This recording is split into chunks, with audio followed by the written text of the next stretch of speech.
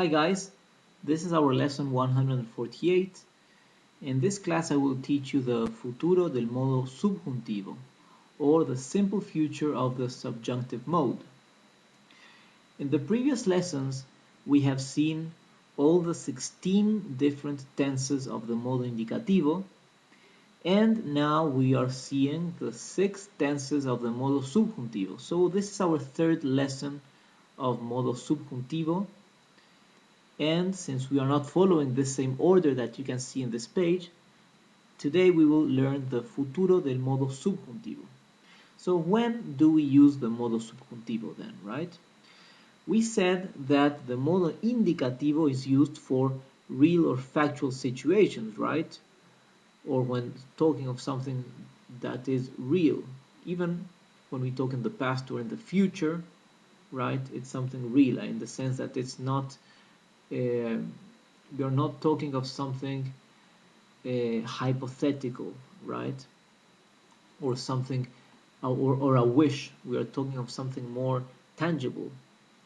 In the modo subjuntivo, however, this mode is used to express non-real situations. For example, when we talk or when we want to express an expected or desired situation or possible or hypothetical scenarios. When this is the case, then we use the modo subjuntivo. And the modo subjuntivo has 6 different tenses, as you can see here. So these 6 tenses have in common that they are used to express desired situations or possible or hypothetical situations, okay? So we will conjugate now the modo subjuntivo, the future of modo subjuntivo, in the first classification of Spanish verbs, then the second one, and then the third one. We will begin with the verbs that end in AR, that is the first group of verbs. We will take as an example the verb hablar, or the verb to speak. Hablar is a good example of a regular verb of this first group. Here's an example using futuro del modo subjuntivo. Si él hablare, estaremos en problemas.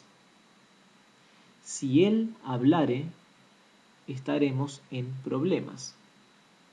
If he were to speak, we will be in trouble. You can see here that this is not only the future tense conjugation, but more important, this is a hypothetical situation, okay? If he were to speak, we will be in trouble. So, hablare is conjugated in futuro del modo subjuntivo. Another example. Cuando alguien hablare, haz como te enseñé.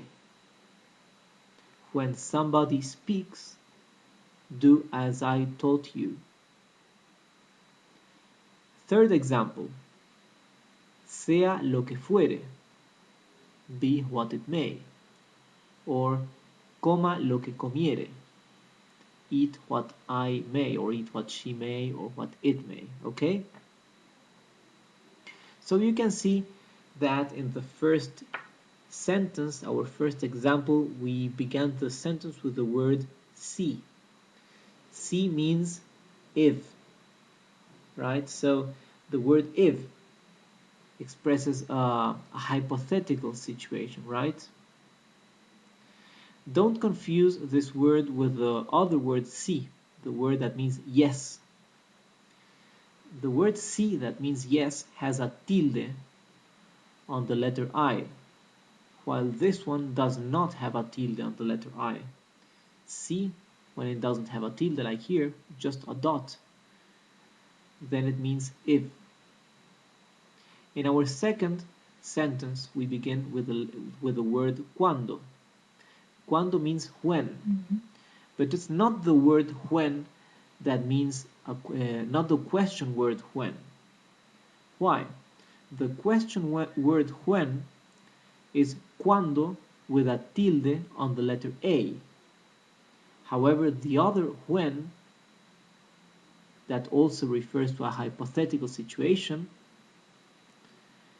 does not carry a tilde on the letter A, as you can see here. Cuando alguien hablare.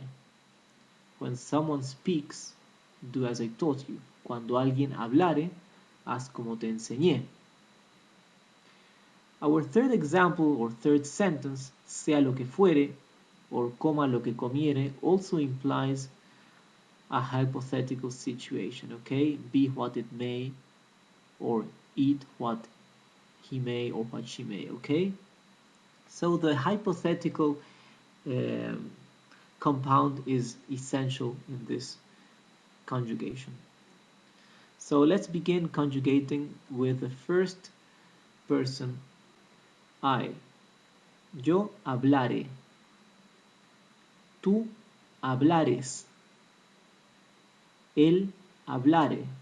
Or ella hablare. Or usted hablare. Nosotros hablaremos. Vosotros hablaréis. Ustedes hablaren. Ellos hablaren. Now let's conjugate futuro del modo subjuntivo for the second group of verbs, the second classification, the verbs that end with er, like for example the verb comer, that means to eat. Example, si él comiere esto, castígalo. If he were to eat this, punish him. Or, cuando alguien comiere, avísame. When someone eats, let me know. Or, a donde fueres, haz lo que vieres. This means, when in Rome, do as the Romans.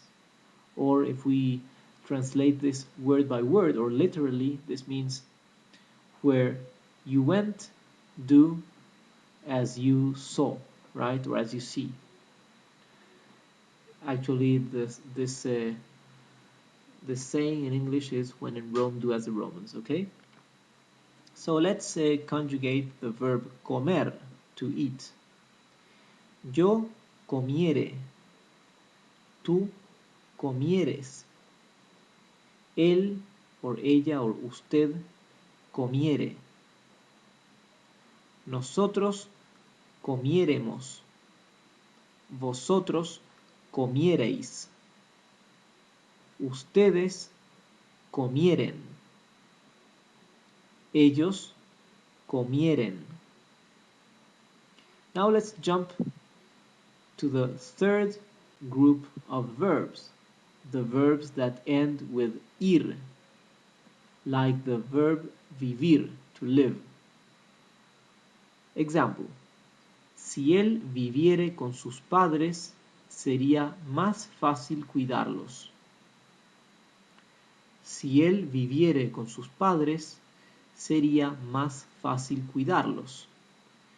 If he lived with his parents, it would be easier to look after them. Cuidarlos means look after them, right? Or take care of them. Más fácil means easier. Sería, it would be, right? So here the word viviere is the verb vivir in modo subjuntivo, in futuro, del subjuntivo. Second example. El que viviere 100 años será homenajeado. El que viviere 100 años será homenajeado. He who lives 100 years will be paid tribute. So, homenajear means to pay tribute, okay? Third example. Si ella viviere aún, that means if she still lived, and then you can add whatever predicate you want, okay? So here you can see when it is that we use the futuro del modo subjuntivo, or simple future of the subjunctive. The subjunctive mode in Spanish is still used. However, it is rather academical, right? Or poetic, or yeah, perhaps too academic. So usually in everyday conversation, even in writing, we usually do not use the modo subjuntivo.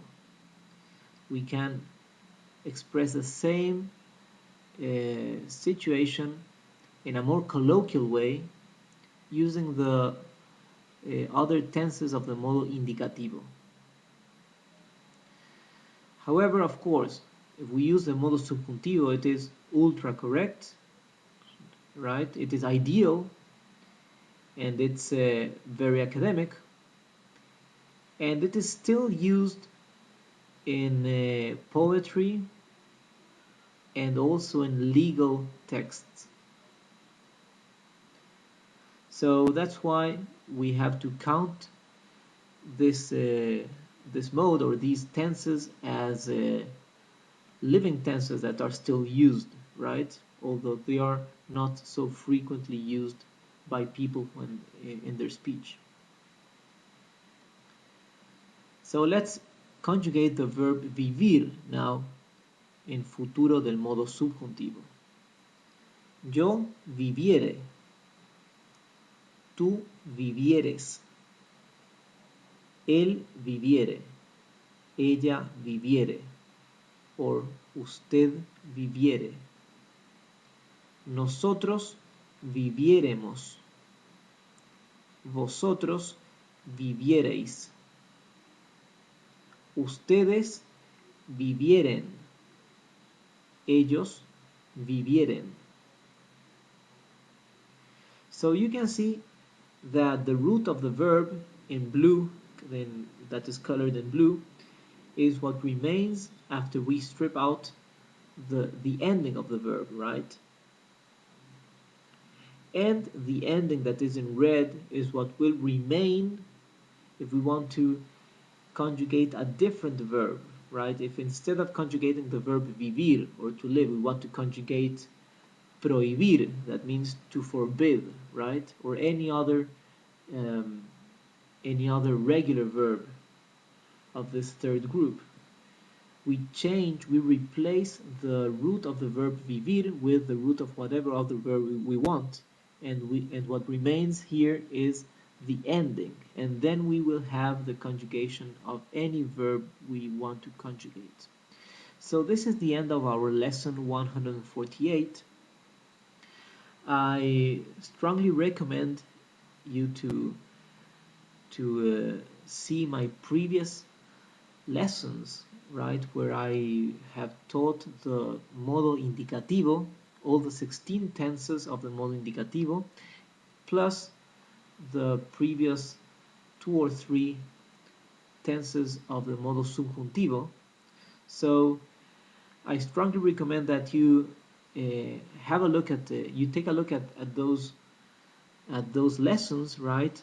Because after we finish, I will show you in some other classes how to use these conjugation tenses, right? So it becomes more clear and more intuitive. And if you have any questions, you can send them to me via my YouTube channel or through my blog. So I see you next time, and have a nice day. Goodbye. Hi, this is our lesson 149. In this class, I will teach you the pretérito perfecto del modo subjuntivo, or subjunctive mode. This is actually our 4th lesson learning the modo subjuntivo. And before that, we dedicated 16 lessons to learn the 16 different conjugation tenses of the modo indicativo. So here in this page, you can see the 6 different conjugations of the modo subjuntivo. These are the 6 conjugation tenses of this subjunctive mode. Today we will learn the second one here, right? Pretérito perfecto o antepresente del subjuntivo. Because we are not following this order that we see in this page, right? So I'm teaching this in a more disorderly way. So before we jump into our topic, I want to recommend you to watch the previous lessons with the previous conjugations, because there is a reason why I chose this order. We first need to learn the modo indicativo and then begin with the more simple conjugation tenses of the modo subjuntivo. That's why we begin with the present tense, okay? So, when do we use the modo subjuntivo? We use the modo subjuntivo or subjunctive mode to express non-real situations. For example, expected or desired situations, or possible or hypothetical scenarios, okay? So that's a difference, that's the essential difference with the modo indicativo. The modo indicativo is a more real or factual situation, right? For example, the simple future or simple past or the present continuous. This in the modo indicativo is expressing something, real facts, okay? Or even if it is something that has not happened yet, as for example when we use the future tense. We are not talking of something, of a wish or something hypothetical. We are talking of something that is to happen or is supposed to happen, okay? While here in the modo subjuntivo, everything is quite more hypothetical, you see. It's more an expression of desire, and you will see now how it is used. So let's begin first conjugating the verbs of the first group of verbs, the verbs that end in AR. Example, the verb hablar, or to speak. Right? The verb hablar in pretérito perfecto del subjuntivo. Example, yo no creo que haya hablado con el gerente. I don't think that he has spoken with the manager. Yo no creo que haya hablado con el gerente. You can see how the subject pronoun he is omitted here, right? The verb haya is already implying that we are talking of a he or a she, right? The word que that is underlined is already indicating that we will speak in the modo subjuntivo, right? So here we are expressing a hypothetical situation. I do not think that he has spoken with the manager. Avísame cuando hayas hablado con él. Tell me or let me know once you have spoken with him. The word cuando, or once, or when, is also indicating that we are talking in tiempo in modo subjuntivo, right? So we are expressing a situation that is still hypothetical. Third example. Ven en cuanto hayas hablado con tu padre. Ven en cuanto hayas hablado con tu padre. Come as soon as you have spoken with your father. Again, en cuanto means as soon as, okay? So this is also a hypothetical situation. Once you speak with your father, then come. So, hayas hablado is the pretérito perfecto del subjuntivo. So, in the first sentence, haya hablado. In the second sentence, hayas hablado. In the third sentence, hayas hablado. So, this is the conjugation pretérito perfecto del subjuntivo. You can see that here we are using an auxiliary verb, right? Not only we are using the verb hablar, that is the one we want to conjugate, but we need an auxiliary verb. Our auxiliary verb for pretérito perfecto del subjuntivo is the verb haber. So it's going to be the verb haber, the auxiliary verb, that is going to be conjugated for each subject pronoun, as you can see here. Yo haya hablado, or que yo haya hablado. Tú hayas hablado, or que tú hayas hablado. Él haya hablado, or que él haya hablado. Nosotros hayamos hablado, or que nosotros hayamos hablado. Vosotros hayáis hablado, or que vosotros hayáis hablado. Ustedes hayan hablado, or que ustedes hayan hablado. And ellos hayan hablado, or que ellos hayan hablado. Here you can see that since we are using auxiliary verb, because this specific conjugation tense requires an auxiliary verb, then since it is the auxiliary verb that always goes conjugated, this rule can apply to conjugate all the verbs in Spanish, regular and irregular verbs, okay? Because if it's an irregular verb, usually irregular verbs, sometimes when you conjugate them, the root changes, right, quite a bit. However, here, since the conjugation is made or is formed by the auxiliary verb, then it makes no difference if we are conjugating a regular verb or an irregular verb. Now let's jump into the second group of verbs, the verbs that end in er. Like, for example, the verb comer, or to eat. Example. No es posible que hayas comido todo eso. No es posible que hayas comido todo eso. It's not possible that you have eaten all that. Hayas comido is the verb comer in pretérito perfecto del subjuntivo. Second example. Cuando hayas comido, lava tu plato. Cuando hayas comido, lava tu plato. Once you have eaten, or once you have finished eating, wash your plate. Hayas comido is the verb comer in pretérito perfecto del modo subjuntivo. Now our third example. En cuanto haya comido, iré a verte. En cuanto haya comido, iré a verte.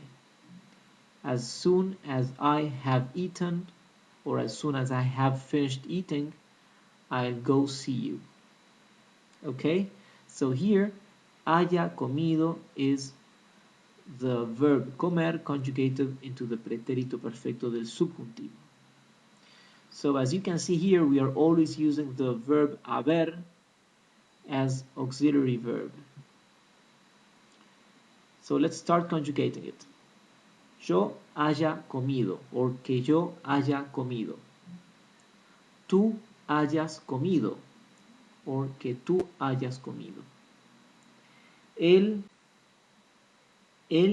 ella, usted haya comido, or que él, que ella, or que usted haya comido.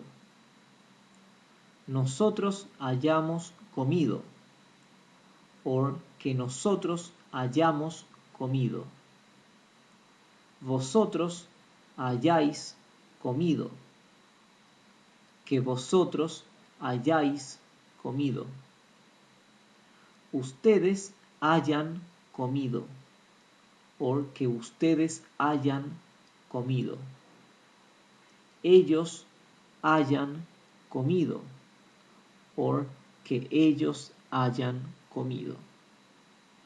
Let's see now the third group of Spanish verbs. The third group is the verbs that end with the letters IR. We will use the verb vivir or to live. Example: es irrelevante que él haya vivido en otro país. Es irrelevante que él haya vivido en otro país. It is irrelevant that he has lived in another country. Me mudaré cuando haya vivido un año entero en esta casa. Me mudaré cuando haya vivido un año entero en esta casa. I will move once I have lived one full year in this house. Me mudaré means I will move, okay? Comes from the verb moving, when we move from one place or from one house to another. Third example. En cuanto haya vivido un año en la capital, volveré al campo.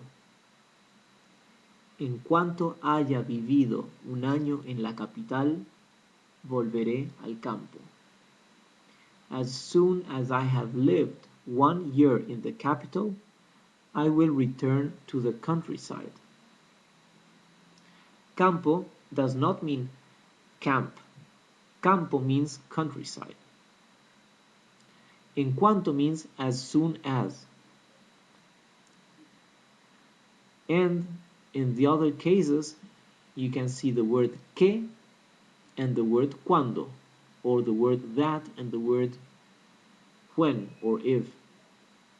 So these words are typical words that you will find when using when using the modo subjuntivo. So let's conjugate the verb vivir or to live in the modo subjuntivo. Pretérito perfecto del modo subjuntivo. Yo haya vivido, or que yo haya vivido. Tú hayas vivido, or que tú hayas vivido. Él haya vivido, que él haya vivido. Nosotros hayamos vivido, or que nosotros hayamos vivido. Vosotros hayáis vivido, or que vosotros hayáis vivido. Ustedes hayan vivido, or que ustedes hayan vivido. Ellos hayan vivido, or que ellos hayan vivido. So here you can see we have conjugated the verb vivir as a typical example of a regular verb of the third group into the pretérito perfecto del modo subjuntivo. If you have any doubts, any questions, submit them to me via the YouTube channel or through my blog. Also, if you want to see a full list of all our lessons with the links to open the videos, just open the description of this video, of any video of mine on YouTube. Open the description and you will find a link, right, with the URL to open all the whole list with all the lessons. Okay, so there if there's any specific lesson or topic or any conjugation tense that you want to learn or you want to review, you can go there and you can find it, and then you can review and the lesson you want to see again, you want to watch again. So we will continue learning the two other conjugation tenses of the modo subjuntivo that we still have pending, and after that we'll probably see some examples with sentences where it will be more clear when and how we use each conjugation tense. So I'll see you in the next class. Goodbye. Hi students, this is our lesson 150, and in this class we will continue learning the tenses of the modo subjuntivo or subjunctive mode, right? In this class, which is our fifth class within the subject of within the topic of modo subjuntivo, we will see the pretérito pluscuamperfecto del subjuntivo, right? It's a long word and it's an intimidating word, too long, right? Pluscuamperfecto. Okay, it's one of the several past tenses we have in Spanish, right? And in the modo indicativo, we do have a pretérito pluscuamperfecto, and we also have one of the modo subjuntivo. Okay, so before beginning with modo subjuntivo, we learned that I think it was about 16 different conjugation tenses of the modo indicativo, right? The modo indicativo is the one, it's the group of conjugations we actually use for speaking daily, okay, and writing. It's all the most basic tenses. Which is the main characteristic of the modo indicativo? That there is always a declaration, right? It's a declarative tense or conjugation. So we can say then that the main characteristic of modo indicativo is that there is always a declaration, or there is declaring something, yes? In the modo subjuntivo, that is suspended actually, and we are not really declaring anything factual or anything specific, okay? It's all more hypothetic. So we can say then that modo subjuntivo is used to express non-real situations, like for example, expected or desired situations, or possible or hypothetical scenarios, right? So mainly that's when we use the modo subjuntivo. These 6 tenses you see here in this page are the 6 different tenses we have in modo subjuntivo. Today we will do the pluscuamperfecto or antepretérito del subjuntivo. So as usual, we will begin with the first group of Spanish verbs, right? The group of verbs that end with letters A and R. We'll choose the verb hablar, or to speak, as an example. Oops, here. So here's an example. Look at this sentence to see when it is that we do use the pluscuamperfecto del subjuntivo. Yo le hubiera hablado si la hubiese visto. Again.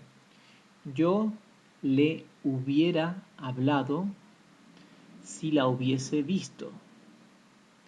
I would have spoken to her if I had seen her. So here, yo le hubiera hablado means I would have spoken to her. Si means if. La hubiese visto means I had seen her, right? So, the pretérito pluscuamperfecto del modo subjuntivo is a tense that requires the use of an auxiliary verb. The auxiliary verb that we use is the verb haber, right? So here, so we know that we will be using that verb haber before the whatever it is the verb we want to conjugate. So where do we have here the pluscuamperfecto del subjuntivo?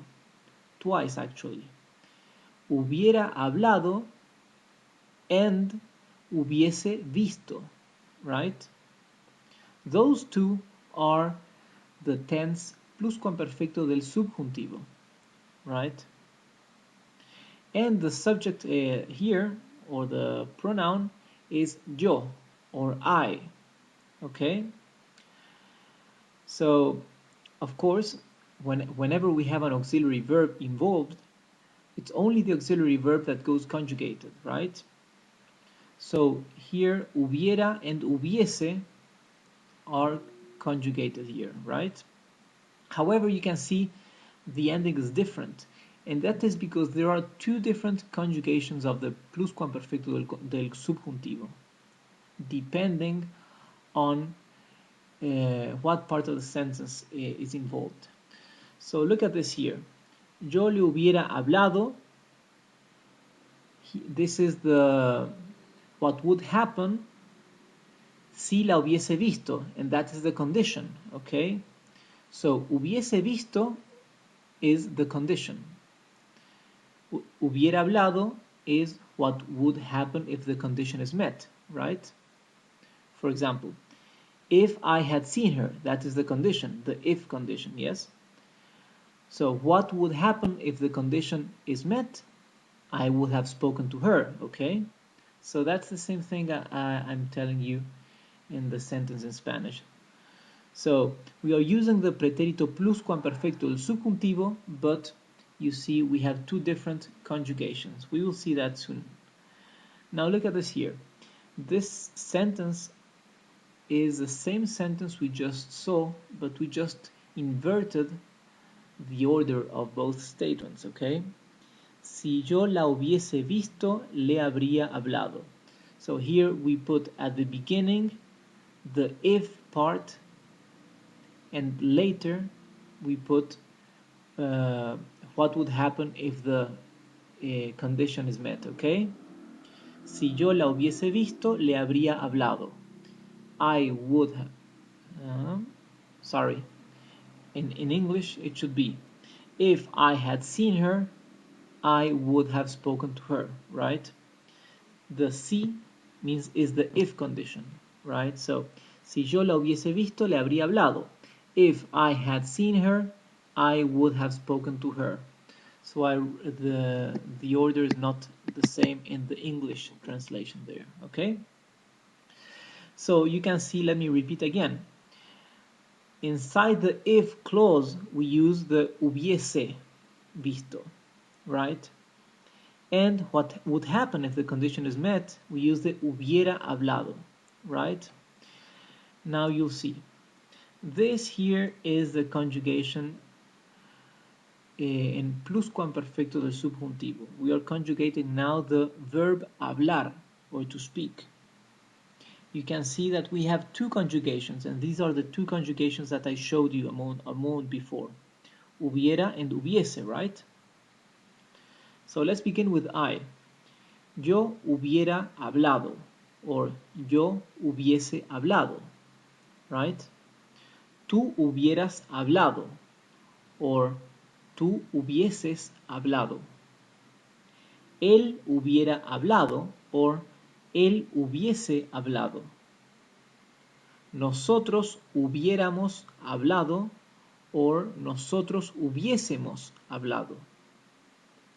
Vosotros hubierais hablado, or vosotros hubieseis hablado. Ustedes hubieran hablado, or ustedes hubiesen hablado. And ellos hubieran hablado, or ellos hubiesen hablado. So, you see, these two are the same tense. Yo hubiera hablado is pluscuamperfecto del subjuntivo, and yo hubiese hablado is also pluscuamperfecto del subjuntivo, only that each one is used in a different part of the sentence, okay? Let's see this again. Yo le hubiera hablado, right? Si la hubiese visto.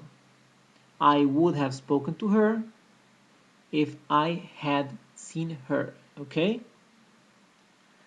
Let's go to the second group of Spanish verbs, the verbs that end with ER. Verb comer, or to eat, is a perfect example of a regular verb of this group. Let's see this example. Yo lo hubiera comido si hubiese estado en buen estado. Yo lo hubiera comido si hubiese estado en buen estado. I would have eaten it if it had been in good state, or in good shape, or if it had been edible, okay? So again, here we have the pluscuamperfecto del subjuntivo in hubiera comido and hubiese estado. Had eaten and had been, okay? So here we have another sentence, another example where we can see how and when to use the pluscuamperfecto del subjuntivo. Look at this second sentence. Si hubieses comido toda la comida, hubieras podido mirar televisión. Okay? If you had eaten all your food, you would have been able to watch TV. Si hubieses comido toda la comida, hubieras podido mirar televisión. You see, in the if clause, the word si that begins the sentence is the if, right? So, the if clause, you use hubieses comido. And what would happen if the condition is met, we use hubieras podido, okay? So, let's see how we conjugate this for every subject pronoun. Yo hubiera yo hubiera comido or yo hubiese comido. Tú hubieras comido or tú hubieses comido. Él hubiera comido or él hubiese comido. Nosotros hubiéramos comido, nosotros hubiésemos comido. Vosotros hubierais comido, vosotros hubieseis comido. Ustedes hubieran comido, ustedes hubiesen comido. And ellos hubieran comido or ellos hubiesen comido. So depending on what part of the sentence we use hubiera or hubiese. Okay? So let's now jump into the third group of verbs. The verbs that end with ir. Okay? So this is the group of verbs that has more irregulars. But we will see a regular verb, the verb vivir, or to live. Example. Él hubiera vivido allí si le hubiese gustado. This means he would have lived there if he had liked it. Again. Él hubiera vivido allí si le hubiese gustado. Actually, I have a typo here. Instead of vivido, it should say vivido. V-I-V-I-D-O, right? So there's a typo there. Vivido should keep the root of the verb vivir, okay? Never mind. So, él hubiera vivido allí si le hubiese gustado. So, inside the if clause, si le hubiese gustado, we use hubiese, right? The hubiese conjugation. And outside of the if clause, when we express what would happen if the condition is met, we use the hubiera conjugation, okay? Él hubiera vivido allí, okay? So we can also invert the order. We can say it this way. If he had liked it, he would have lived there, okay? Si le hubiese gustado, él hubiera vivido allí. So the order doesn't mind, okay? Same as in English as in Spanish. Here we can see another example. Si el abuelo hubiese vivido un poco más, hubiera conocido al nieto. If the grandfather had lived a bit longer, he would have known or would have met his grandson, right? In Spanish, for to say met his grandson, we use the verb to know, right? So we literally say to know his son, but we mean to meet his son, okay? So if the grandfather had lived a bit longer, he would have met his son, his grandson. Si el abuelo hubiese vivido un poco más, hubiera conocido al nieto. So inside the if clause, we use hubiese, yes, hubiese vivido, had lived. Outside of the if clause, when we are talking about the what would happen if the condition is met, we use the hubiera, right? The hubiera conjugation. Hubiera conocido. So hubiese and hubiera. Try to see when one is used and when the other one is used, okay?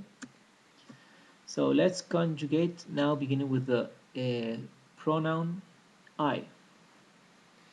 Yo hubiera vivido, or yo hubiese vivido.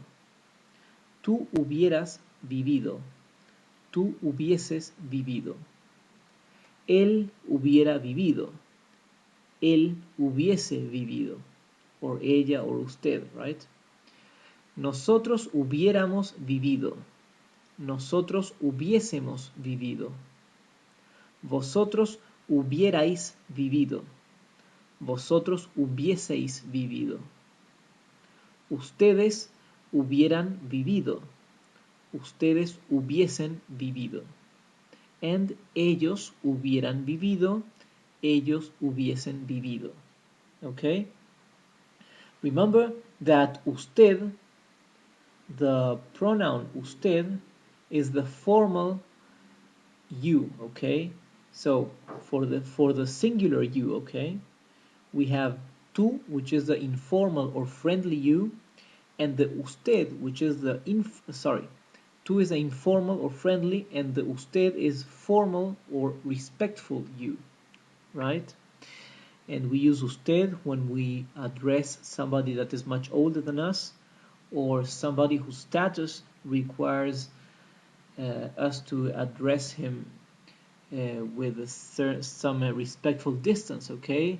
Like a president, a CEO, a boss with whom we do not have a friendly relationship. Or also when we are talking to somebody we are not really acquainted with or we do not know, okay? For example, when we talk with somebody in the street or with a customer, okay? There we use the subject pronoun usted. Also, the plural you has two different subject pronouns, vosotros and ustedes. Vosotros, they actually both mean the same thing. Vosotros is used in Spain and ustedes is used in Latin America. But you can choose which one you feel more comfortable with and just stick to that one in whatever Spanish-speaking country you are, right? Because that will be fine. So this is the end of our fifth lesson within the topic of modo subjuntivo. So we still have one lesson more to finish this topic. So I see you next class. Goodbye.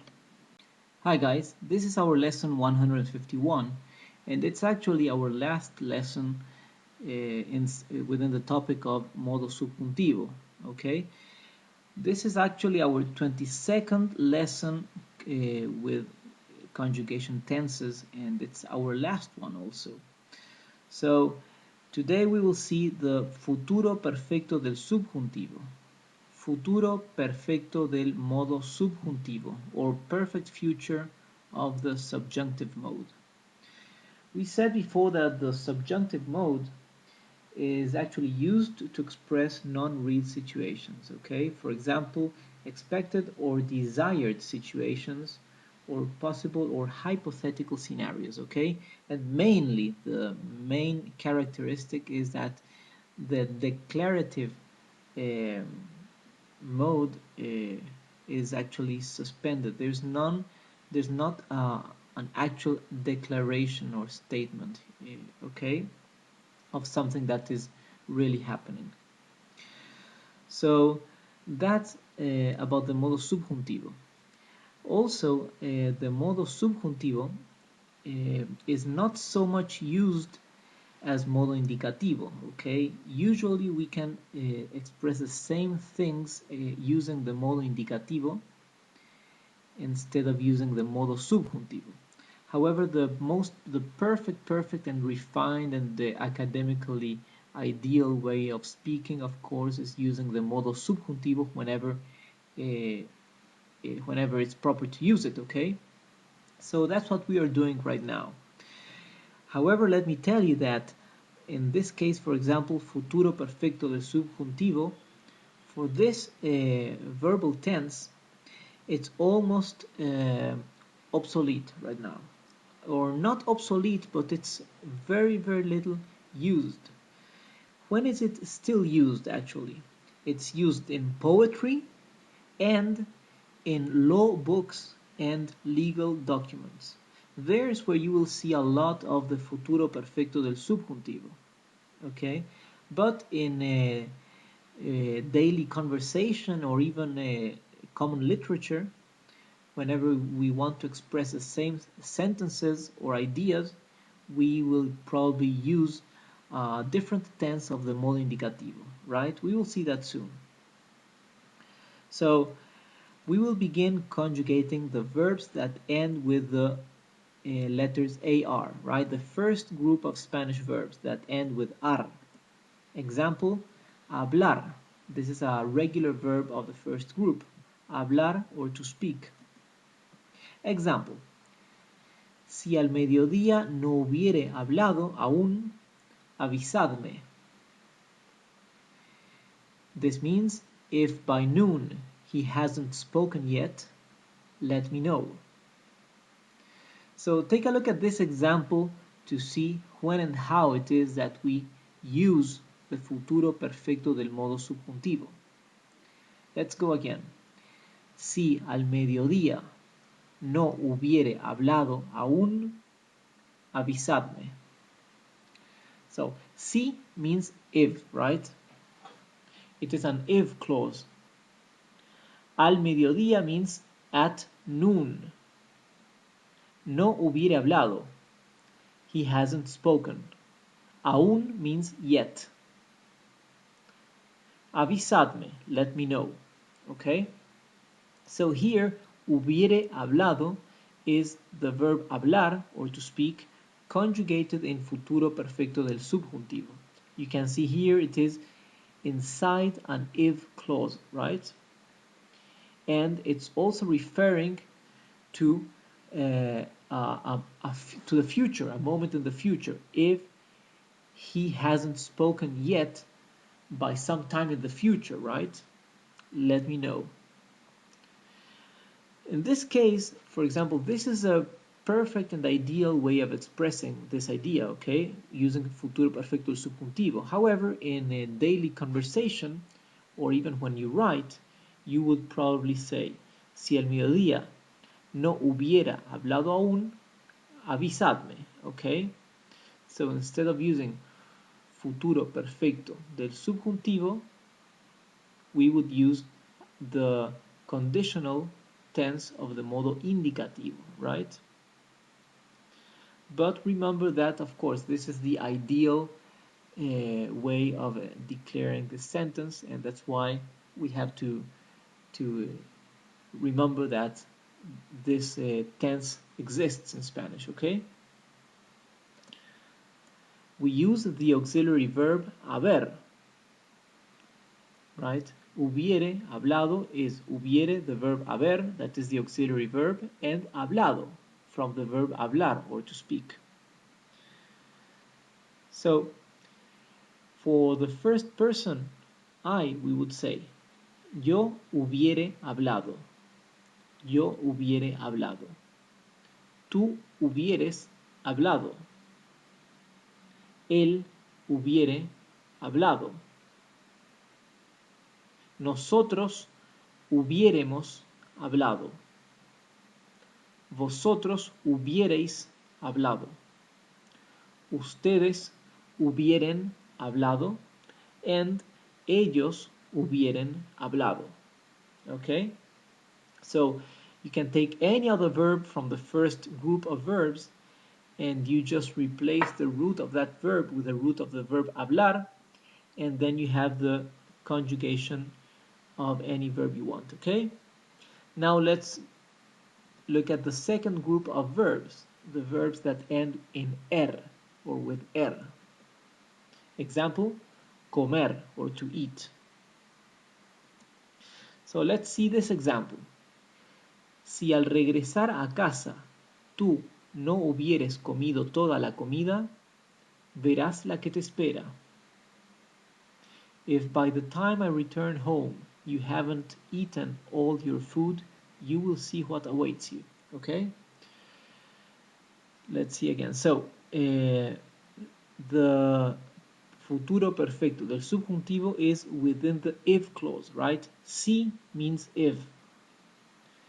Si al regresar a casa tú no hubieres comido toda la comida. So, hubieres comido is futuro perfecto del subjuntivo. Regresar a casa means to return home. Tú no hubieres comido. You haven't eaten all your food, okay? Or you haven't eaten, actually. Toda la comida means all your food. Verás la que te espera. You will see what awaits you, okay? Okay, so you can see how the futuro perfecto del subjuntivo is used inside the if clause, and it's also referring to a hypothetical situation in the future, okay? It's in the future, and here you can see it clearly. If by the time I return home, right? So it's in the future. If by the time I return home, you haven't eaten all your food, you'll see what awaits you. So you can see that we can divide this in 3 different times or moments. If by the time you return if by the time I return home, that is 1. You haven't eaten all your food, that is the second moment. You will see what awaits you. That is the third moment, okay? So you can see here clearly in which of the 3 moments it is that corresponds and that it's appropriate to use the futuro perfecto del subjuntivo, okay? We are still using the auxiliary verb haber. So let's start conjugating. Yo hubiere comido. Tú hubieres comido. Él hubiere comido, or ella hubiere comido, or usted hubiere comido. Nosotros hubiéremos comido. Vosotros hubierais comido. Ustedes hubieren comido. And ellos hubieren comido. So, now let's go to the third group of Spanish verbs, right? The verbs that end with ir. Example, vivir. Vivir is a regular verb of this third group of verbs. Vivir means to live.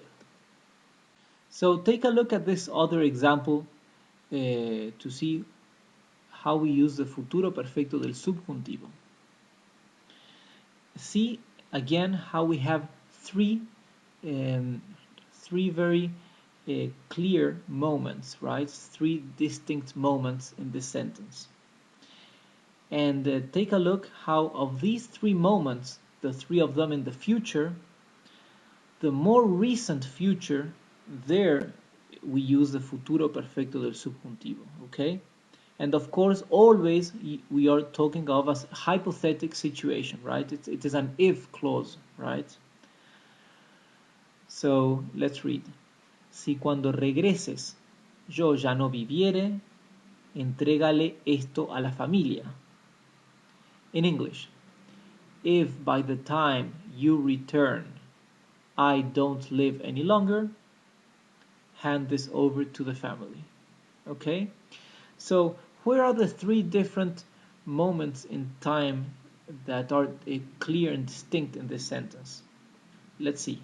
Let's see this in English first. If by the time you return, this is moment number 1, and this is in the future, right? Because you will return in the future, right? If by the time you return, that is moment number 1 in the future. I don't live any longer. Moment number 2 in the future, because at this moment I'm alive because I'm speaking, right? I'm saying this. So this is moment number 2 in the future. Hand this over to the family. Moment number 3 in the future, right? So we can say if the if clause is is met, then hand this over to the family. So that is the more faraway future, right? Hand this over to the family. If by the time you return, I don't live any longer, right? So which is the more recent future? I don't live any longer, right? So that more recent future is the one where we should use the futuro perfecto del subjuntivo, okay? Now let's see this in the Spanish sentence. Si cuando regreses, right? If by the time you return. Si cuando regreses, yo ya no viviere, yo ya no viviere means I don't live any longer. Entrégale esto a la familia. Return this to the family. Okay? So you can see that viviere here is futuro perfecto del subjuntivo, right? It is the middle clause. It is the more recent future. Okay? It is inside or within the if clause, yes? Si cuando regreses yo ya no viviere. If by the time you return, I don't live any longer. So it is inside the if clause. But inside the if clause, we have two different moments, right? If by the time you return, I don't live any longer. So it is, remember, the more recent future, the more near to the present. Now let's conjugate this for all the different subject pronouns. Yo hubiere vivido. Tú hubieres vivido. Él hubiere vivido. Nosotros hubiéremos vivido. Vosotros hubierais vivido. Ustedes hubieren vivido. Ellos hubieren vivido. Okay? So, this is a conjugation of the futuro perfecto del subjuntivo for the three different groups of Spanish verbs. But remember, futuro perfecto del subjuntivo, we use the subjunctive mode. There are clearly some situations where we use the subjunctive mode. However, modern language has made that today we can find ways of saying and expressing the same things, avoiding the modo subjuntivo and just using the modo indicativo, right?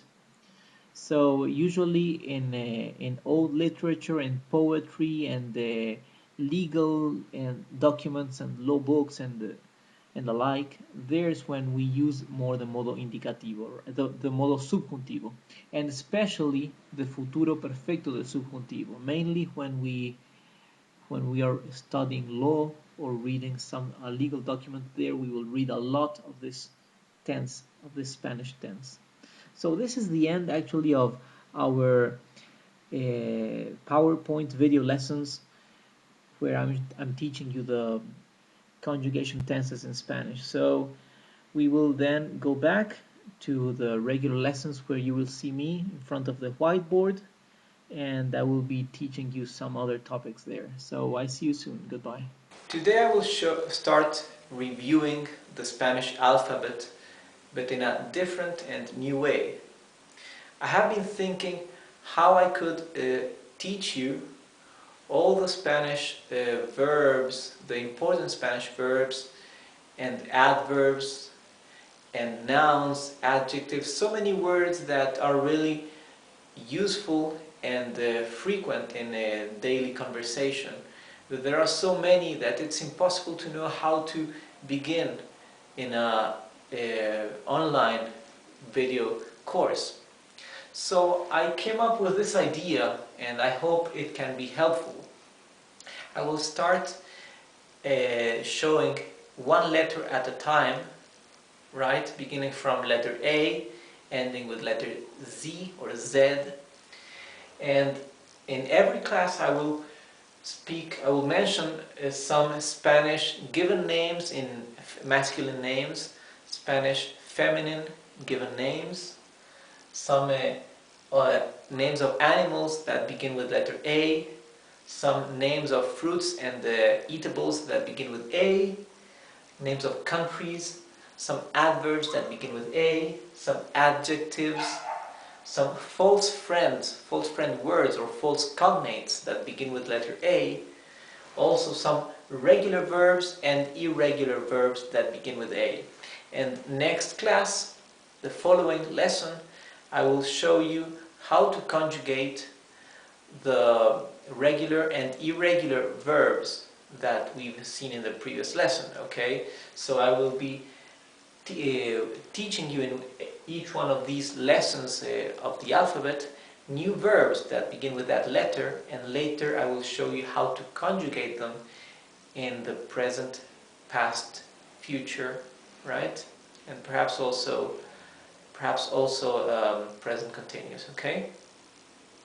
So this way I hope that although it will be impossible to memorize, right, but at least it's going to add up to your language intuition, right? So mainly the verbs, how to conjugate them, right?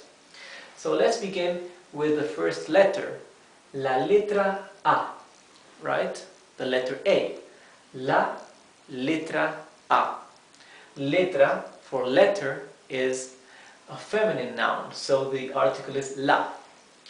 We will see nombres propios masculinos, which are masculine given names, right? Remember, in Spanish, first we say the noun and then the adjective that is more directly related to the noun, and then comes, if there is any, the other adjective that describes the group, right? Noun and adjective, okay? So we want to say given names, we will say names given. First comes the noun, right? Nombres propios. If then we want to say masculine given names, we will say names given masculine, okay? Nombres propios masculinos. And feminine given names will be nombres propios femeninos. We have animales, which are the animals, although here we will not only see animals, but we'll see living beings, right? Animal kingdom, or also insects, right? Just some words to add to our vocabulary. Frutas y comestibles. Those are fruits and eatables. Países. Países are countries. Adverbios, adverbs. Adjetivos, adjectives. False friends would be falsos amigos, right? Verbos regulares. These are regular verbs, and verbos irregulares, irregular verbs. Let's begin. Nombres propios masculinos. We can see typical names that begin with A are Andrés, a masculine name, Andrés for Andrew, Antonio, Antonio for Anthony, and Agustín, Agustín for Augustine, right? All these three are masculine given names. We have feminine given names that begin with letter A, as Ana for Anne, Anna. We have Analia, Analia for Annalyn, right? And Andrea, I think this would be Andy, right? So we have Andrés would be Andrew, the masculine form, and Andrea would be the feminine form of Andrew, okay? And Andrea is a very, very common Spanish name. Of these three, the least common, the one would be Analia, right? Andrés, Antonio, and Agustino, the three of them are very common names. For animals or living creatures, right? We have águila. Águila means eagle. It's a feminine noun, so it should be la águila. But since it begins with A, la águila, since it sounds awkward, we say el águila, okay? Antílope, antílope for antelope. And abeja, abeja is a bee, right? La abeja, this is the bee, a feminine noun, la abeja. However, águila because it begins with A, we say el águila. And abeja, although it begins with A, we say la abeja, right? Both are feminine, but we say el águila and la abeja. Some nouns that are feminine and begin with A, I would say most of them change to the masculine article when in singular, el águila. And some other, fewer, still remain with the feminine article, like la abeja. We have a specific lesson about this topic. And antílope is a masculine noun, so it is el antílope. Frutas y comestibles. Frutas y comestibles. We can say ananá for pineapple. Ananá.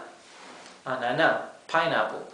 But there is another word for pineapple, which is used in Spain and some other Latin American countries, which is piña. Piña, but it begins with P, so I won't say anything else about it now. Arveja. Arveja is a green pea, right? We have anchoa, anchoa, which is an anchovy, and atún. Atún is tuna, the fish. For countries, países, países we have Alemania, which is Germany, Andorra, Andorra, Argelia, and Argentina, Argentina. Watch out, the G in Spanish, we don't say Argentina, we say Argentina, right? So J and G sound right, as if you were scratching your throat, okay? Argentina. Argelia, Argelia.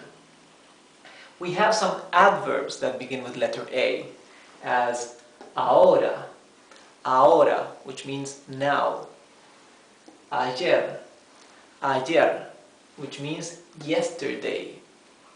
And anoche. Anoche means last night. For adjectives, we can say ácido. Ácido means acid, okay? Also, in Spanish, the word ácido, the adjective ácido, can also be used for eatables, right? We can say that something is ácido, something is sour, okay? We also have the word that is specific for eatables, that is the word agrio, that means sour. But when something is very sour, we can say ácido. We have atento. Atento means attentive or solicitous, right? So atento can be somebody that's always paying attention, okay? Or also can be somebody very solicitous, that's always thoughtful of others, okay? And we have astuto. The adjective astuto means cunning and means clever, right? Astuto can have a positive and a negative meaning, okay? Usually astuto is more negative than positive. Usually astuto has to do with cunning, right? Somebody you can't really trust too much. But not always, actually. Astuto can at times also be clever in a good sense. Some false friend words that begin with letter A. We have actualmente. Actualmente does not mean actually.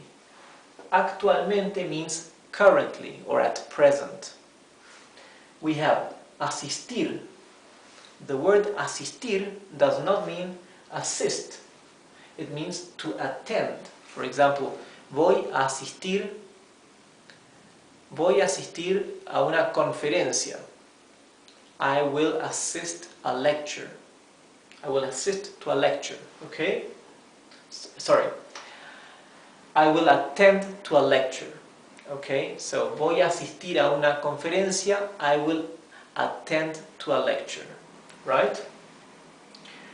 Atender doesn't mean Atender means not exactly to attend, right? Because to attend has to do with helping, okay? It means to pay attention, atender. So, somebody pays attention in class. Él presta atención en clase o él atiende en la clase, okay? Atender. Then we have some regular verbs that begin with letter A. La letra A, verbos regulares. We have amar, which means to love. In Spanish we have two words for saying to love, right? We have the verb querer with Q, that means to love but in a more informal way or not so committed, okay? And the word amar. Amar means to love but with a much greater commitment. So, when do we use amar? Amar we use when we're talking about the love between two lovers, right? Or also when we speak about a spiritual love, okay? Then we talk about amar. It is the purest kind of love, okay? The most committed love. The other kind of love, when we say we love a person, when we love a friend, okay? We talk about the verb querer, which also means to love in a less committed way, okay? Querer. So, the verb amar, which means to love, is a regular verb that begins with letter A, amar. The verb alegrar, alegrar. Alegrar means to make somebody happy, right? Or to make happy. Alegrar comes from alegría, that means happiness. Here, alegrarse is the reflexive form of the verb alegrar, which means to become happy or to get happy, right? Or to be happy. I know there are no reflexive verbs in the English language, so it's a bit difficult to translate. This would be like to get oneself happy, right? Alegrarse. And the verb atar is also a regular verb that begins with letter A. Atar means to tie something, to tie a knot, okay? Now we have, as an irregular verb that begins with letter A, we have the verb andar. Andar. This is an irregular verb, a very, very used irregular verb. And andar means to go or to walk. To walk, okay? Actually, there is a more specific verb for saying to walk and another one for saying to go in Spanish, right? The verb to go in Spanish is the verb ir, okay? And the verb to walk is the verb caminar, right? But the verb andar means both to go and to walk, right? So, and the verb andar is actually a very, very, very used verb. So it would be very useful if we learn how to conjugate this irregular verb. So why does this verb exist? If there is a specific verb for saying to go and another one for saying to walk, I really do not know. But the truth is that we use the verb andar a lot. So this is the end of lesson about letter A, and in the next class I will show you how to conjugate these regular verbs. I will show you just one of them, how to conjugate it, and then applying that same rule, you'll be able to conjugate all the regular verbs that begin with A, sorry, all the regular verbs that belong to the group of verbs that end in ar. If you remember our previous lesson about verbs, I said that the Spanish verbs are classified between verbs that finish with ar, and ir. Okay, so I will show you how to conjugate the verbs that end with ar. And then after that I will show you how to conjugate the verb andar, that is an irregular verb. So I'll see you in the next class. In our previous class I showed you some words that began with letter A, and among them we saw some regular and irregular verbs that begin with letter A, right? So now I will show you how to conjugate one of those regular verbs, right? The verb amar, the verb to love, right? Usually when kids are in class at school, the verb amar is one of the first verbs they learn to conjugate. So I thought it would be quite proper to start with this verb, okay? And if you remember that in the previous class I said that in Spanish we have two verbs for saying I love, for saying to love, okay? We have the verb amar and the verb querer, right? The difference between querer and amar, both translate as to love in English. The difference is in the grade of, or level of commitment, right? So the verb amar is to love with a greater commitment, okay? For example, we use amar when talking about the love between lovers, okay? Or kind of spiritual love, okay? Religious love or spiritual love or pure love among human beings, right? Or also a boyfriend and her and girlfriend, they love each other, a couple loves each other, okay? When talking about love among friends, among relatives,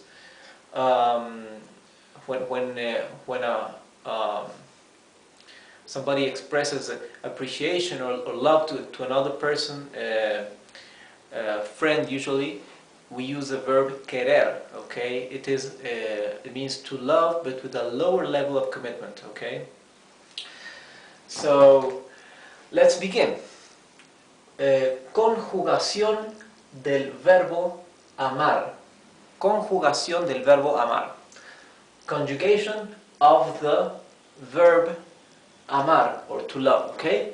Remember that when talking of a masculine noun, when we say of the, right? In Spanish, of would be the word de, of, and the would be el, yes? Masculine, the. De el always is abbreviated like this, del, okay? As you can see here, right? So del means of the. It is an abbreviation. It is a must abbreviation of de el, right? So we'll conjugate in present tense, simple present, simple past or pasado, future. Gerundio is what we call in English the present continuous, and imperative, affirmative and negative imperative, okay? So why do we have two futures? Because in Spanish the common future or simple future is a conjugation that we do not have in English, okay? In English, however, when we use the future tense, we use the auxiliary verb will, and then we add the verb in infinitive, right? For example, the future of eat, we say I will eat, right? So in Spanish we have a unique conjugation for future tense, but then we can also use the future the same as in English, using an auxiliary verb and the verb in infinitive, right? So since for English speakers I think this one will be the easiest to remember and to use, I want to give you these two ways of conjugating the future in Spanish, okay? So remember, yo is I, tú is you, él, he, ella, she, nosotros is we, vosotros is you plural in Spain, right? Ustedes is the you plural that is used in Latin America, and ellos means they, right? And remember, vosotros and ustedes mean the same thing. They both mean you plural. One is used in Spain, the other one is used in Latin America. But ustedes conjugates the same as ellos, as they, okay? So you can see here, these two are always the same conjugation for all the verbs, okay? So let's begin with the present tense. Presente, presente. Yo amo, tú amas, él ama.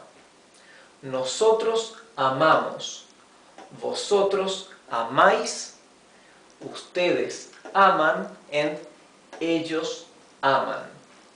So let's see, which is the pattern here for the present tense for regular verbs. Look at this.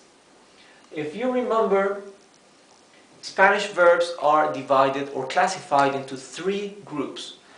Those that end in AR, like this one, the verbs that end in ER, and the verbs that end in IR, right? So all the verbs are classified into one of those three big groups, right? So if we strip out the ending, right, AR in this case, the rest is what we call the root of the verb, right? In this case it is am, am. That's the root of this verb, the verb amar, to love. So, for the present tense, we take the root of the verb and we add an O for first person, a S for second person, right? This is a pattern that applies to all the regular verbs that belong to the group of verbs that end in AR, okay? Which is the biggest group of verbs. If you remember, if you go to my previous lessons, I dedicated some more than 20 lessons for showing how to conjugate all the verbs that end in AR, the ones that end in ER, and those that end in IR. So if you can go to those previous lessons and see the rule or the pattern for conjugating all the Spanish verbs for each of those three classifications. For the past, the pattern will be this, right? We always use the root of the verb, and then we add this ending, okay? Right? This is for the simple past. So, if we want to conjugate any other regular verb of the group that ends in AR, like for example the verb hablar. Hablar means to speak. Then we will use the root of the verb hablar, which is habl, right? Because ar is the ending, right? So this is the root of the verb. We use the root of the verb, and then we add all these endings that I have circled in green, okay? And there we have the conjugation, the proper conjugation. So, for the pasado, or simple past, we say yo amé, tú amaste, él amó, or ella amó, nosotros amamos, vosotros amasteis, ustedes amaron, ellos amaron. Okay? Now let's take a look at the future tense, right? This is the Spanish simple future. We will still use the root of the verb as usual, and this will be the ending that we will add for the future tense, right?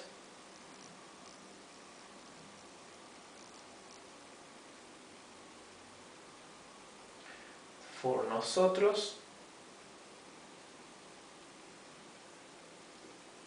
for vosotros, and for ustedes. So this is the ending, right, that we will add to the root of any regular Spanish verb of the group that ends with AR. And the other groups of verbs, ER and IR, right, although they are slightly different, but it's almost the same, right? So if you make a mistake and you confuse the ending, right, and you add the ending of a verb that ends in AR and you add it to one that ends in ER, right, different groups of verbs, it will be incorrect, of course, but it will be perfectly recognizable, right? So you can still communicate easily that way. It will be fine. We say, yo amaré, for I will love. Tú amarás. Él or ella amará. Nosotros amaremos. Vosotros amaréis. Ustedes amarán. Ellos amarán. Okay? Now let's take a look at future number 2. This future is almost identical to the English future tense, right? Because here we have the verb in infinitive, okay? Like here, we see the verb in infinitive, and here we have an auxiliary verb, right? Same as in English. In English it is the verb will, and here it is the verb to go, right? The verb to go is the verb ir. Ir. This means to go. This is the verb to go in infinitive. However, since it is an irregular verb, one of the most irregular verbs in Spanish, therefore, when we conjugate it, you can see that it's totally different from the verb in infinitive, right? So even the root of the verb has changed completely, right? Another thing is, in Spanish, there is one different conjugation for every personal pronoun, every subject pronoun, okay?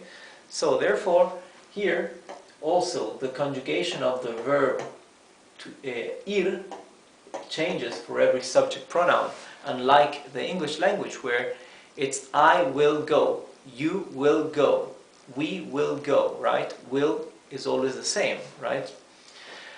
Another difference is that we add this word a. That this one letter word means to, right? To. So I will love, or better, this would be literally the same as saying I'm going to love, right?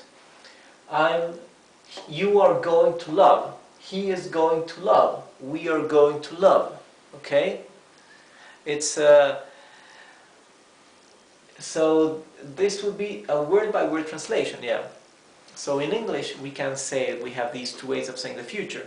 I will love or I am going to love, right? So in Spanish we have these two futures. Yo amaré or yo voy a amar. Tú vas a amar. Él va a amar. Nosotros vamos a amar. Vosotros vais a amar. Ustedes van a amar. And ellos van a amar. So you can see that what changes here, the conjugation that changes is the auxiliary verb only, right? In Spanish, when we use an auxiliary verb, it's just the auxiliary verb that is conjugated, right? Later, the main verb, as in this case is the verb amar, it always goes in infinitive, right? And don't forget that we need to use the word to. In Spanish, the word a, okay? I'm going to love, right? So we have these two ways of speaking in future tense in Spanish, right? Probably for English speakers, this one will be the easiest of all, because you just memorize the conjugation of the verb ir, the auxiliary verb, and then whatever verb you want to pass to future tense, you just leave it in infinitive, right? Now let's take a look at gerundio. Gerundio, or in English, present continuous, right? In English, present continuous uses an auxiliary verb that is the verb to be, right? I am eating. You are talking, right? The verb to be. In Spanish, the auxiliary verb is the verb estar, right? The verb in infinitive is like this, estar, right? So again, you can see that only the auxiliary verb goes conjugated, right? And the verb amar repeats itself here, right? So in English, the present continuous, we have the verb adds the ending ing, right? For example, I am eating, you are talking, right? We add ing. In Spanish, the verbs add ando for the verbs that end in AR, and for the other verbs they add the ending endo, right? Endo. So we have ando, and endo for the gerundio or present continuous. The verbs ending in AR, like amar, they add the ending ando. So amando, here we have the root of the verb, and here we have the ending ando, right? So we say, yo estoy amando. Yo estoy amando. I am loving. Tú estás amando.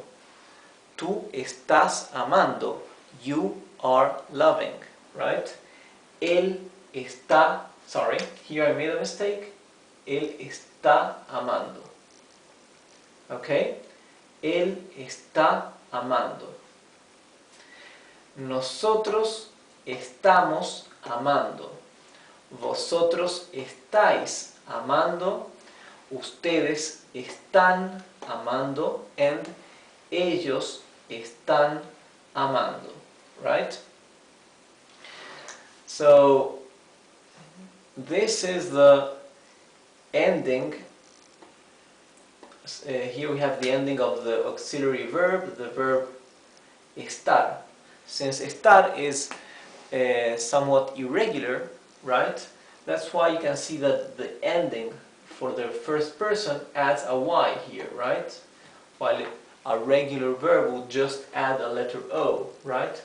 But for the others, you can see it's quite regular. There is no difference. We have the root of the verb estar, right?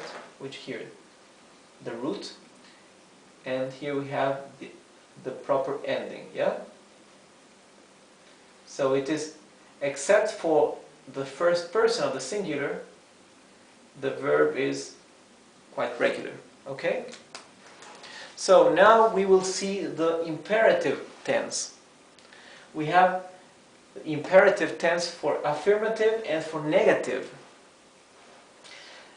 In the imperative, since it makes no sense for giving orders to oneself, we omit the first person, the person I or yo. So we begin with tú, with you. For the affirmative, it is ama tú. Ama tú means you love, an imperative, giving an order, right? Ame él or ella. Amemos nosotros. Amad vosotros. Amen ustedes. Amen ellos. And for the negative, we will say no ames, don't love, okay? It's an order. This is no ames tú. It's for the... So let's continue now with the imperative tense of the verb amar, okay? The imperative tense in Spanish has two conjugations, one for the affirmative and one for the negative. Why is that? Because there are two of the subject pronouns or persons that have a different conjugation for affirmative and for negative, and those two are ama tú, right, and no ames tú, and amad vosotros and no améis vosotros, okay? This is you singular and you plural, right? The others are the same. You can see ame, no ame, amemos, no amemos, amen, no amen, and amen and no amen, right? So the others remain the same for the affirmative and for the negative. The only difference is that they add the word no, that is a negation, right? That would be the do not, okay? So for affirmative, we say ama tú, you love, right? Imperative, it's a command. Ama tú, ame él or ame ella.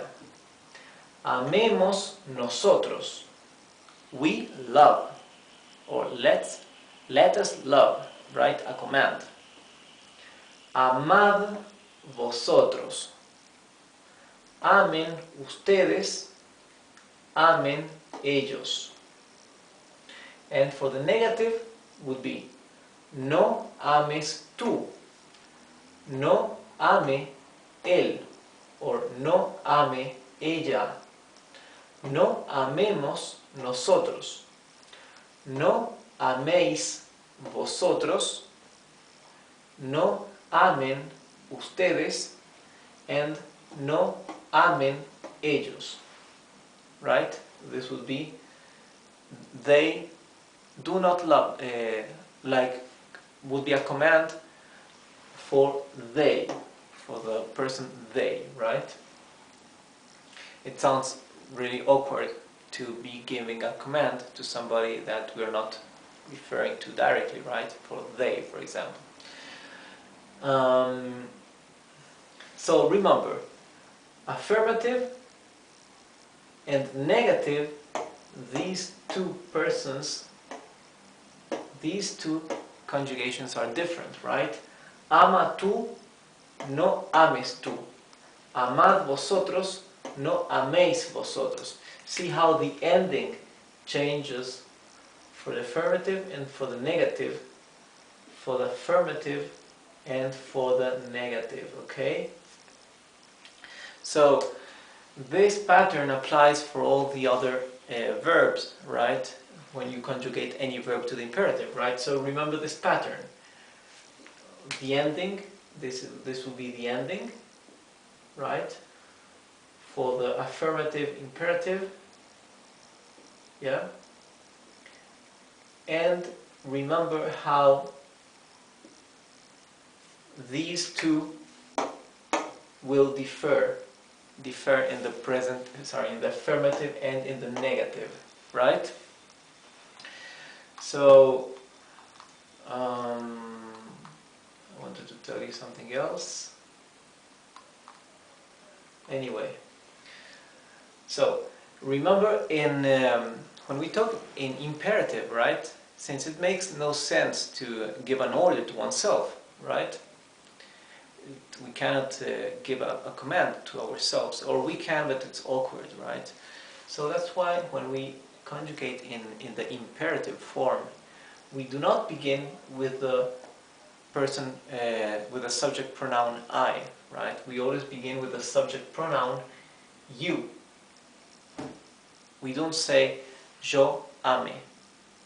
We begin with ama tú, right? And we omit the first person of the singular.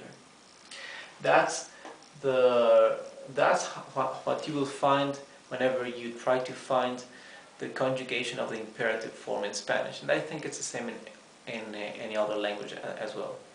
So this is the end of this lesson, and well, I hope this is useful for you, and we will keep on learning new verbs and new conjugations.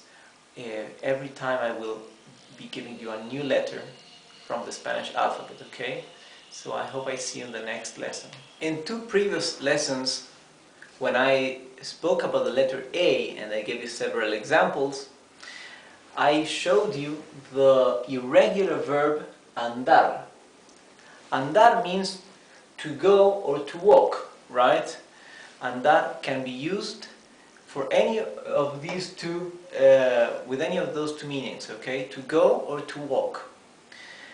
However, in Spanish, there is a specific verb for saying to walk, and there is a specific verb for to go, right?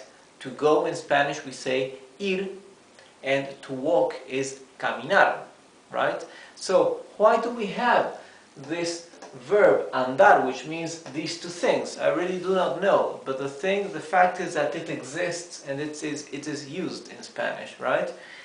Where it is very much used more than in other Spanish-speaking countries is in Argentina and Uruguay, right? I'm from Uruguay, and the verb andar is used also as an auxiliary verb for some situations and cases that I won't doesn't make any sense to explain them here, because that's very much local to those two countries only, right?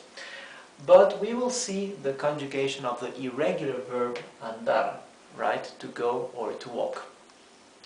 So, conjugación del verbo andar. Conjugation of the verb andar. We will see present tense, simple past, future. Future, this is the Spanish simple future. This is the other kind of future. For example, when we say, I am going to eat, I am going to study, I am going to sit down, right? That other kind of future, that alternative future is this one here, and it's very, very much used in Spanish, right? And I want to introduce it to you because I believe this one will be much easier for you to remember and for you to use, since this one is more similar to English, right? Since the English doesn't have a future conjugation like the Spanish, where the verb changes to a conjugation of the future, okay? We will see the gerundio, that is the present continuous, and the imperative for affirmative and negative, right? So let's begin with the present tense. We say, here, I was forgetting this. The root of the verb is, in this case, is and, right? So we had said that the root of the verb is what remains once we strip out the ending, right? So what is the ending? The ending of any Spanish verb are those two last letters that determines whether the verb belongs to the group of verbs that end in ar, the group of verbs that end in er, or the group of verbs that end in ir, okay? We have three groups of verbs in Spanish. The group that ends in ar or ar is the biggest of the verbs and the one that has less irregulars, right? So once we strip out the ending, we remain with what we call the root of the verb. For conjugating, we keep the root of the verb and then we add an ending, right? In this case, since andar is an irregular verb, there can be some differences with the ending that we use for conjugating. But andar is mainly irregular for the past tense, okay? So for the rest, you won't see, I think, any irregularities, okay? Let's begin with the future, with the present tense. Yo ando, tú andas, él anda or ella anda, nosotros andamos, vosotros andáis, ustedes andan, ellos andan, okay? Now for the simple past, pasado, we say, yo anduve. Here you can see there is an irregularity, because if this were a regular verb, the past would be yo andé, right? Andé.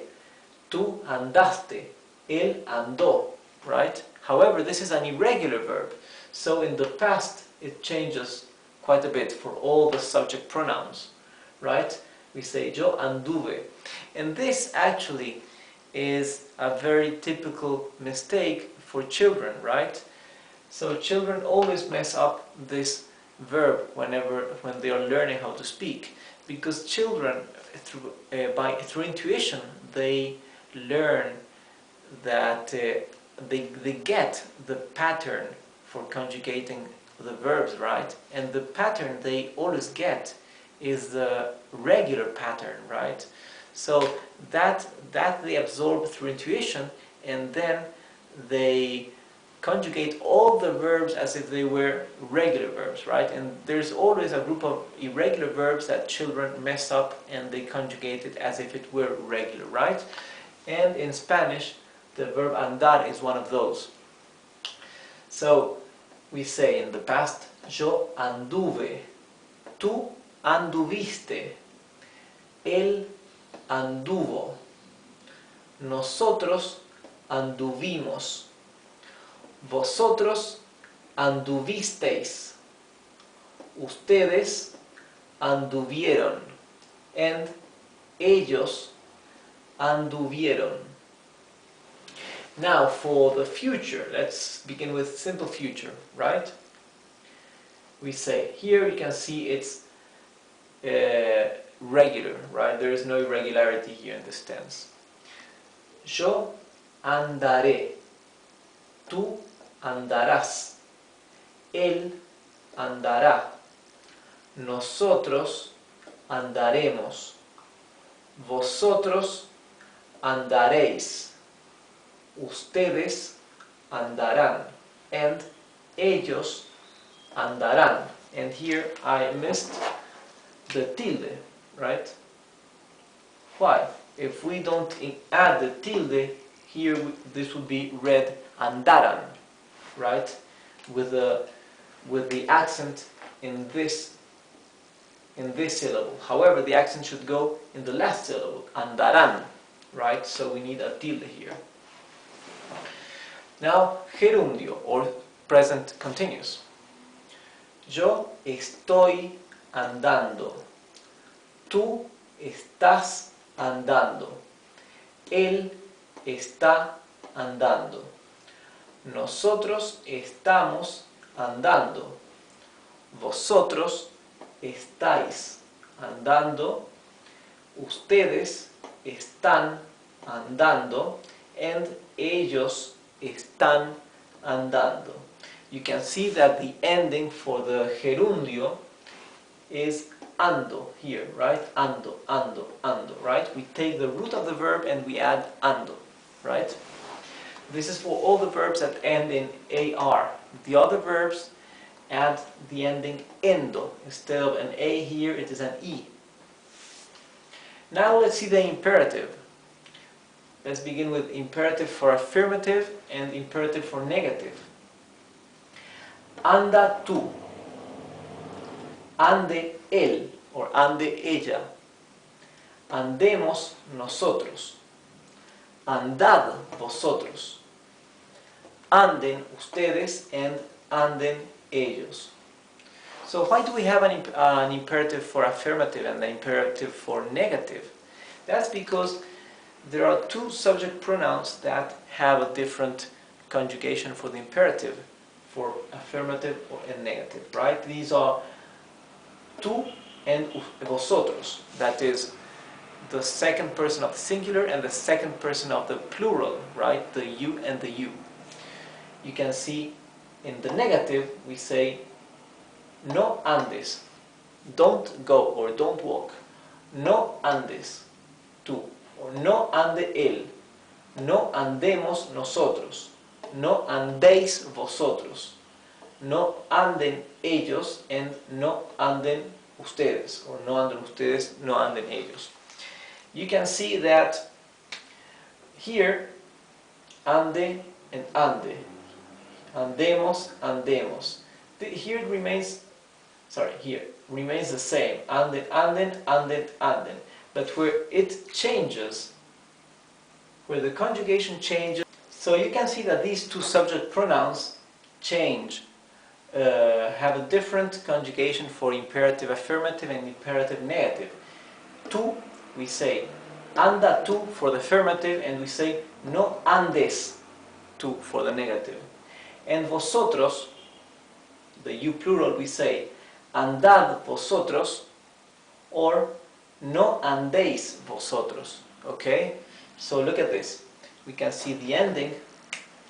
Andad is the ending for the affirmative, and andéis is the ending for the negative. And for you singular, anda is the ending for the affirmative, and andes the ending for the negative, right? So these two persons, the second of the singular and the second person of the plural, those two have a different conjugation for imperative affirmative and imperative negative, right?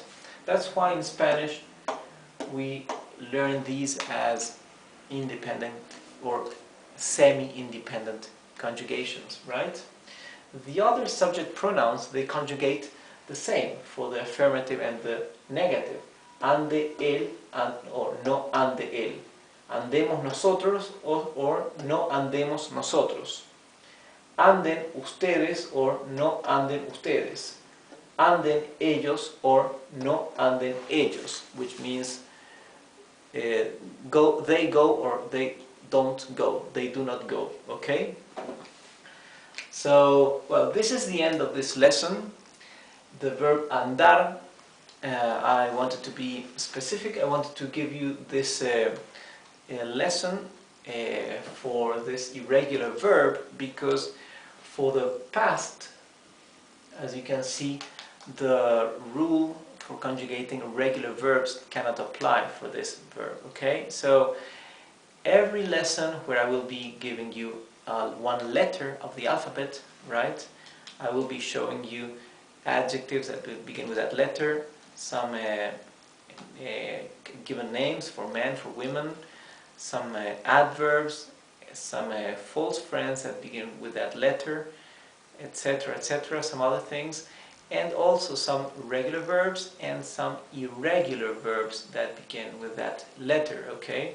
And although I won't show you how to conjugate perhaps the regular verbs, because the regular verbs, they all follow the same pattern for conjugation, right? And we have seen that pattern before in some previous lessons. So you should already have the tools to conjugate any regular verb of the Spanish language. So it's enough for me to show you a verb, to introduce a verb to you and tell you this verb is regular, and you should be able to conjugate it into any of the 22nd Spanish tenses that I have given you in the previous lessons, okay?